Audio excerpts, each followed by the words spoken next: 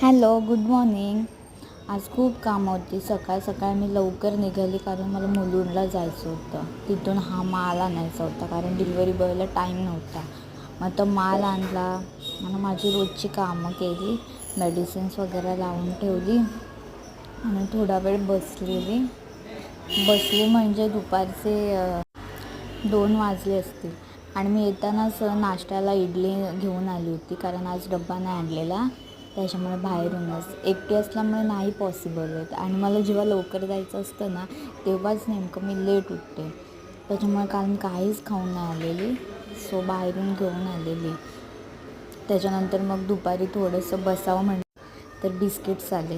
हो, आम्ही बिस्किट्स ठेवतो मेडिकलमध्ये कारण वरती हॉस्पिटल आहे, सो चालतं. आणि नंतर मग संध्याकाळी चहा पिला. रात्री स्किन केअर असं काही नाही, मॉइश्चरायझर आणि एक क्रीम लावते